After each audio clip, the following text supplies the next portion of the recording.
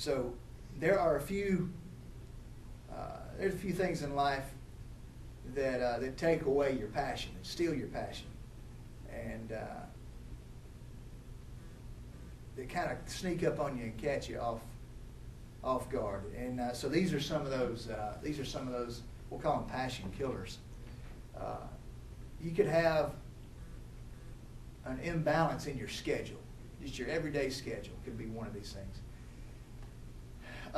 It means that either you're overworked or you're underworked.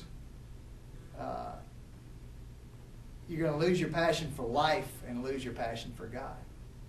See, life is the Bible says life is a series of seasons. And there's a season for everything.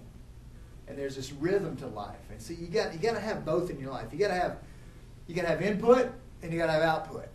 Okay? You got to have rest, but you also have to have work. And too much work will cause you to be imbalanced and cause you to lose your passion.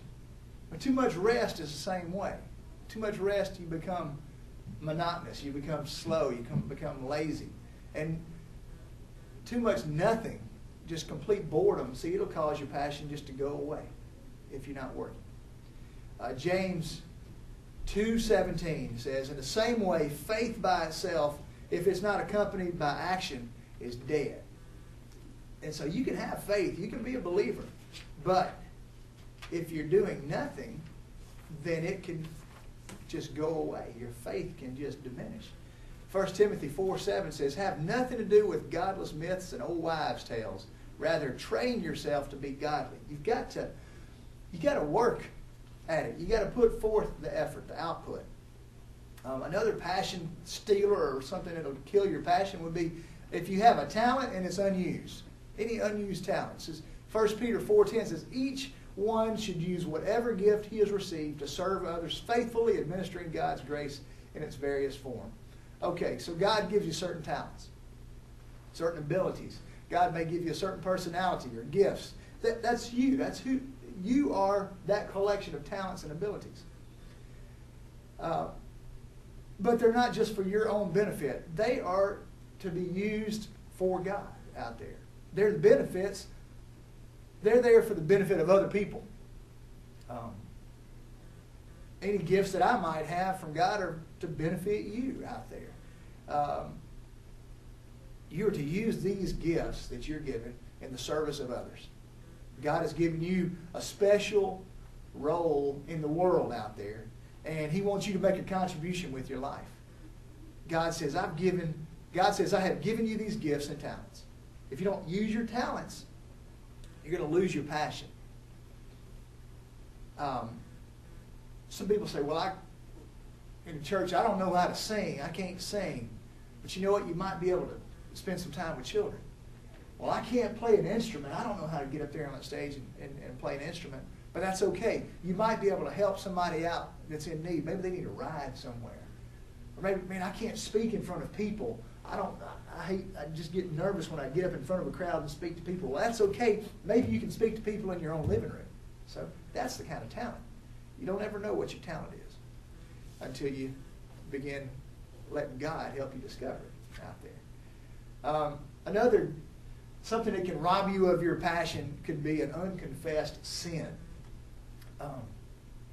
That's a big one. And God, a few things rob us of our joy, and few things rob us of our confidence, rob you of your passion more than guilt does. If you walk around with guilt, it can really steal your passion for serving God. Here's how it works. The guilt and the sin in our lives, okay?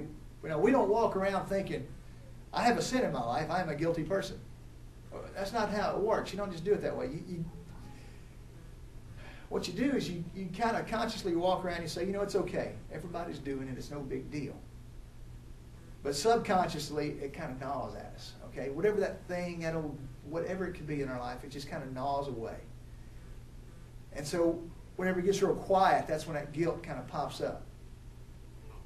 And so whatever that thing is that's in your life, when it gets quiet and slows down, that's when it kind of starts gnawing at you, and that can rob you of your joy and your passion. Here's the truth about us as human beings. See, we can't feel enthusiasm and guilt at the same time. It's not possible to be enthusiastic about something and have guilt about something at the same time. You can't feel guilt and passion at the same time, because guilt by its very definition robs you of passion. Psalm 38, verses 4 and 6 says, "My guilt has overwhelmed me like a burden too heavy to bear. I am bowed down and brought very low. All day long I go about mourning." 1 John 1:9. We know this verse. If we confess our sins, He is faithful and just and will forgive us our sins and purify us from all unrighteousness. That's His promise. And to confess just means that you agree with God. I mean, God knows everything about you. Every single moment He's with you, and He watches you, and He sees you, and He loves you. And all you got to say is, "God, I agree with you. It's a sin. What I did was wrong. I agree with you. I just want to live the kind of life the way that you want me to live. And would you free me from this guilt?" So I would encourage you, if you have that in your life, if you got that in your life, just do it right now. Just say, "God, I agree with you." And the minute that you realize that red light is going off and flashing, then God will come in and He can give you peace. You just say, "I confess it, God. Would you relieve me of my guilt? Thank you for forgiving me. And would you restore my passion?" Just as simple as that. Maybe there's another passion killer in your life, and maybe it's an unresolved conflict. Maybe everything in your life is going fine right now, but somewhere in your life there's this unresolved conflict out there. And conflict just drains the passion right out of you. Did you ever start a day and say, "Man, this is going to be a great day"? Whether it's going to work or teaching or whatever you're going to do, or going to school, it's going to be a great day. And you just jump out of bed and you're going to just embrace the day. You're ready, man. You take a shower, you eat breakfast, you are ready to roll. And on the way out the door, you have a fight with your husband or your wife or your sister or your brother or mom or dad or somebody. And all the excitement just gets drained out of your day. And it's like the air going out of a tire. It just deflates and starts dragging you down. It could be one of your friends. It could be something that somebody said a long time ago that just gets a hold of you. And some of you may be in situations in your life where conflict is just a constant.